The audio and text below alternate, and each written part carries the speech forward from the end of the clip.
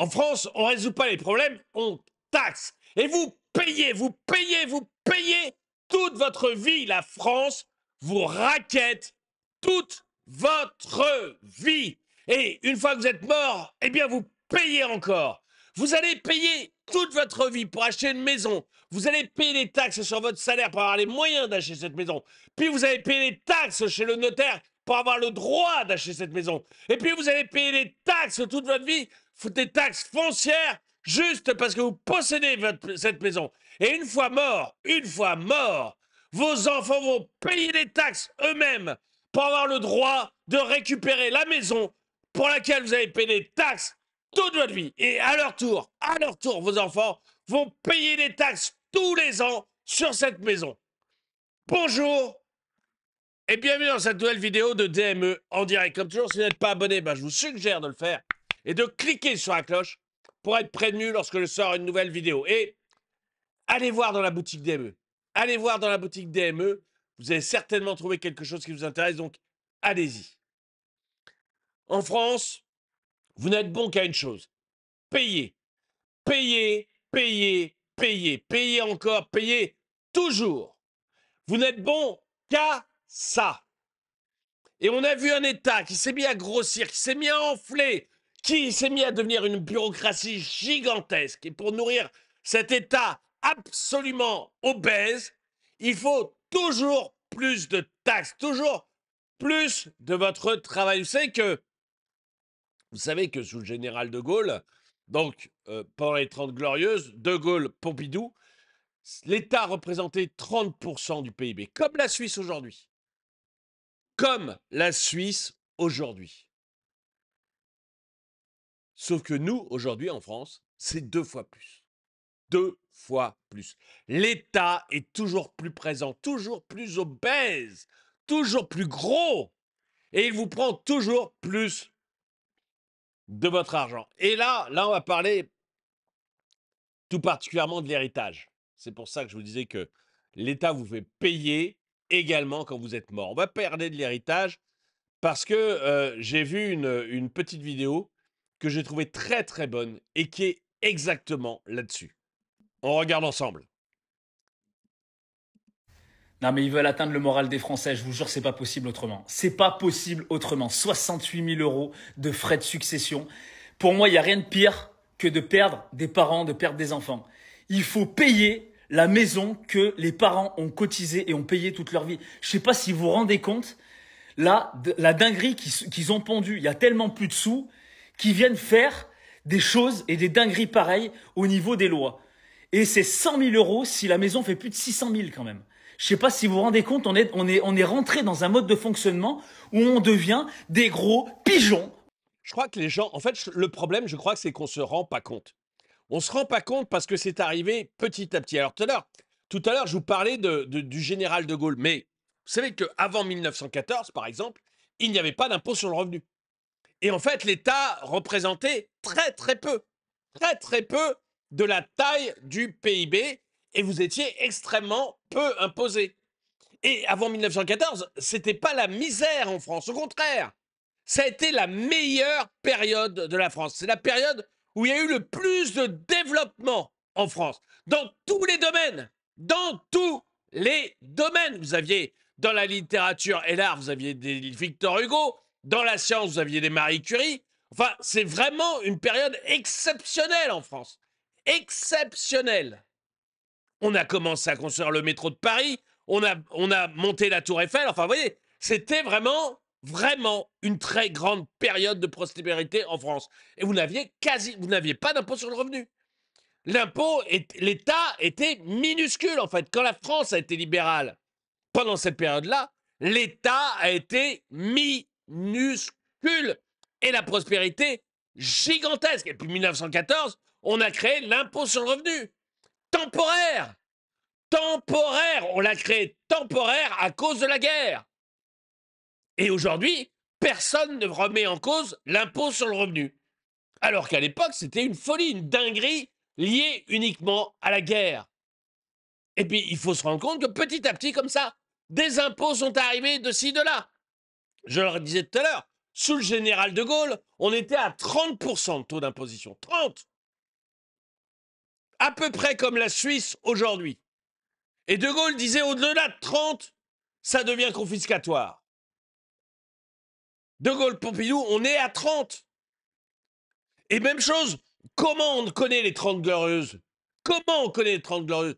Tout simplement parce qu'il y a des réformes économiques qui sont mises en place par le général de Gaulle, pas quand il arrive au pouvoir, mais le général de Gaulle met des réformes économiques libérales proposées par Rueff.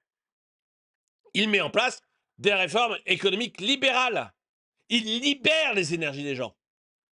Et à ce moment-là, vous arrivez aux 30 glorieuses. C'est pas le communisme, c'est pas l'impôt qui a créé les 30 glorieuses. C'est de foutre la paix aux gens. Et puis après, ça a été le dérapage à partir de Mitterrand, où les impôts augmentent. Et nous, on s'habitue, c'est pour ça, les gens ne se rendent pas compte. On s'habitue. On s'habitue à être les pigeons de l'État. On s'habitue à être des vaches à lait, à se faire voler. Mais imaginez cette dinguerie qui fait que vos parents ou vous payez une maison, vous payez des impôts d'abord sur l'argent lié à votre travail. Hein. L'impôt sur le revenu, c'est des impôts sur l'argent lié à votre travail. Déjà, avant, vous avez payé des cotisations sociales dans tous les sens. Dans tous les sens. Qui représentent la moitié, voire plus maintenant, la moitié, voire plus de votre force de travail qui est piquée en cotisation sociale.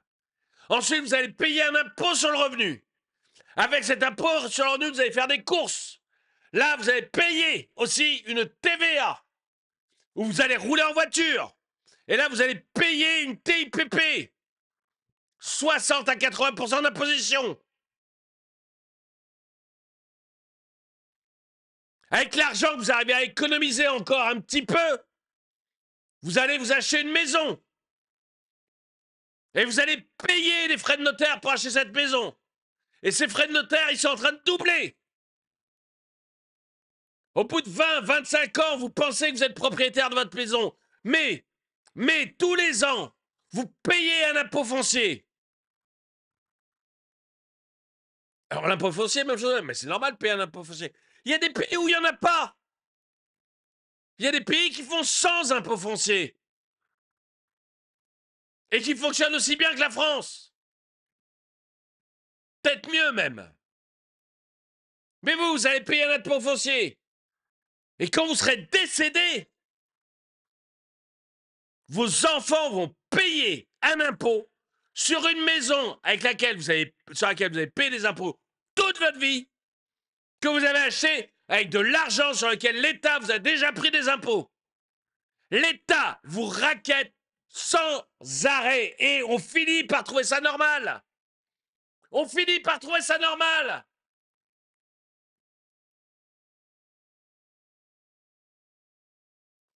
Nous sommes de plus en plus un peuple de moutons qui se fait tondre. Regardez en ce moment, c'est la foire du slip à l'Assemblée nationale. Ils cherchent tous un nouvel impôt. Tous. Ça, ils sont créatifs. Pour arrêter une dépense, il n'y a personne.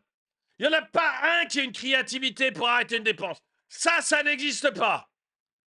Retirer une commission Tartampion sur la longueur des tire-bouchons, il n'y en a pas un qui va le faire. Parce que là, ils gagnent un maximum de fric tous. Parce que là, ils savent qu'il y a des postes à prendre à la tête de la commission Théodule. Des postes qui vont leur apporter du fric. Ils n'ont aucune idée sur comment alléger la dépense. Mais comment vous piquer du fric? Comment vous prendre de l'argent? Là, c'est des génies. Des génies. Et toujours avec une bonne raison. Ah, toujours une bonne raison. Toujours. Pour faire passer la pilule.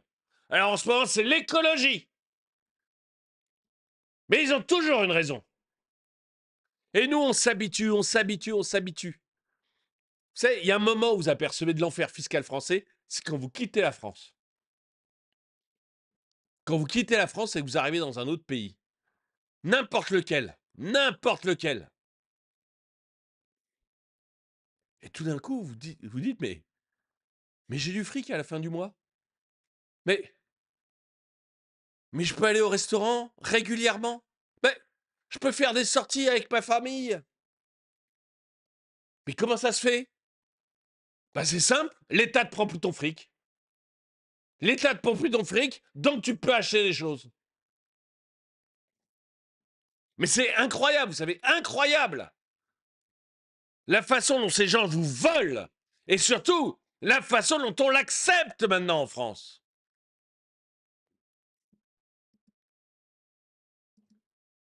Voilà. Qu'est-ce que t'as fait dans ta vie en France? Eh ben, t'as payé. T'as fait que ça. Voilà. Et si t'as pas les 68 000 euros, qu'est-ce que tu fais? Bah oui, bah tu mets la maison en vente. Ah bah oui, évidemment, tu perds de l'argent. Mais je sais pas dans quel monde on vit. On est le premier pays dans le monde à avoir des frais de succession aussi élevés. Je sais pas dans quel monde on vit en France, mais il y en a marre d'être des pigeons à payer tout le temps. Toute notre vie, on aura payé. On aura 80, 90 ans, toute notre vie, on va se retourner. Qu'est-ce que t'as fait en France? T'as payé. Voilà, t'auras payé, payé, on a marre. Et je suis mais 100% d'accord avec ça. Toute ta vie en France, t'auras payé. Tu auras payé pour un système qui ne marche pas. Qui ne marche pas. Mais franchement, mais... J'essaie de pas trop m'énerver pour pas trop crier, mais regardez la Suisse. Je veux dire, c'est à côté de tout à l'heure, je comparais le taux d'imposition sous le général de Gaulle pendant les 30 glorieuses, pendant les fameuses 30 glorieuses.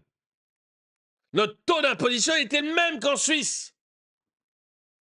30%. Et on avait un PIB par personne équivalent à la Suisse. On était meilleur que les États-Unis. Meilleur que les États-Unis, on était. Avant cette folie socialiste.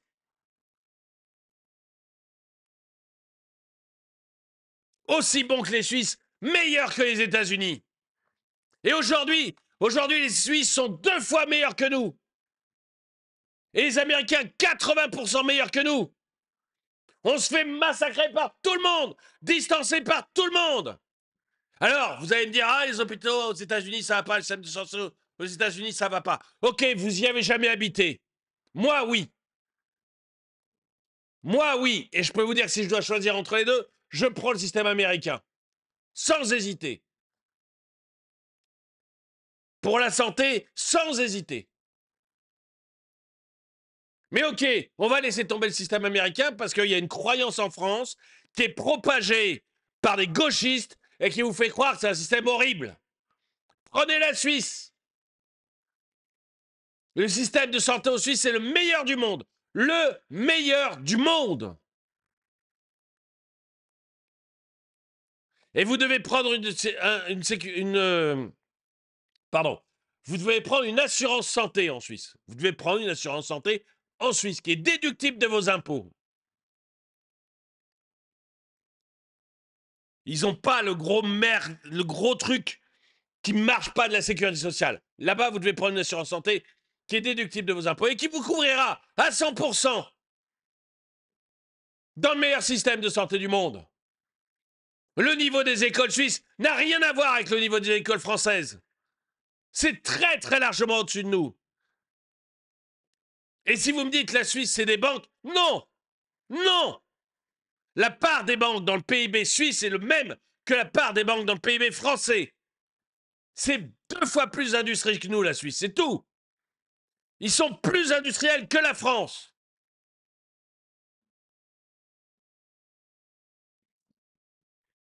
Et si au lieu d'avoir un système socialiste où vous passez votre vie à payer et à réclamer un petit chèque pour votre chauffage, un petit chèque pour avoir le droit de rouler, un petit chèque pour avoir le droit de repriser vos vêtements. Rendez compte où on est.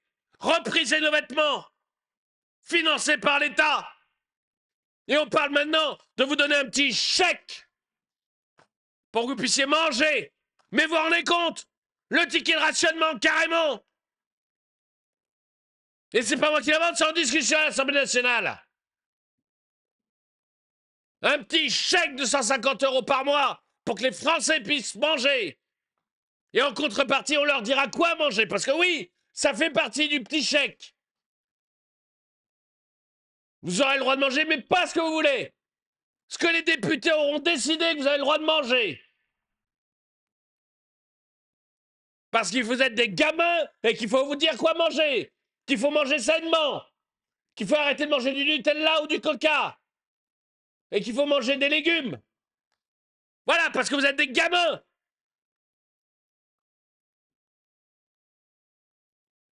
Mais qui aime ce genre de système où on vous pique tout, où on vous réduit à l'état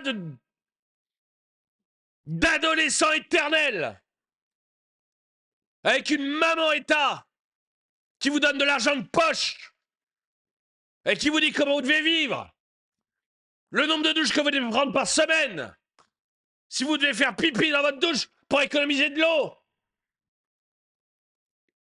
Mais qui veut ce système? Qui a envie de ça? Qui a envie de vivre comme ça? Mais vous n'êtes pas des hommes si vous voulez vivre comme ça.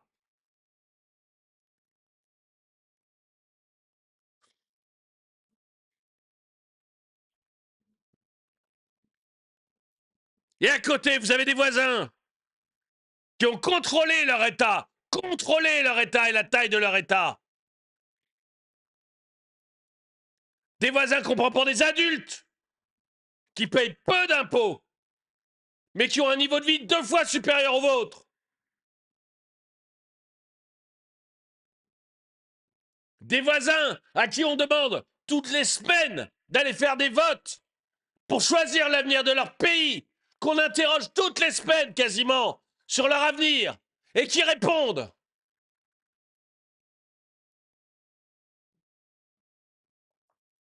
Qui répondent sur le nombre de jours de congés auxquels ils ont droit, qui répondent sur la migration, qui répondent sur la religion, qui répondent sur l'écologie, qui répondent sur tous les sujets. Pas les sujets que le Conseil constitutionnel des copains a décidé sur lesquels ils ont le droit de répondre. Vous avez une vraie démocratie à vos portes. Une vraie. Avec des gens qui maintenant sont 2 fois plus riches que vous, alors qu'ils étaient aussi riches que vous il y a encore quelques années.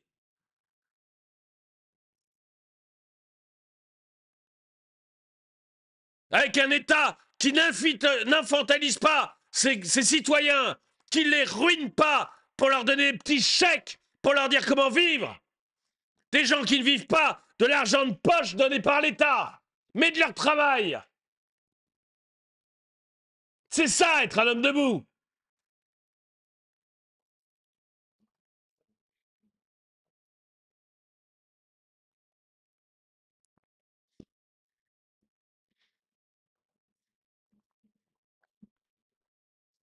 Je les supporte plus, je les supporte plus. Bon, je me suis énervé, excusez-moi. Je vais vous repasser ce que disait cette personne parce que c'est tout à fait juste et que ça me permettra de redescendre en pression. Et après, on pourra...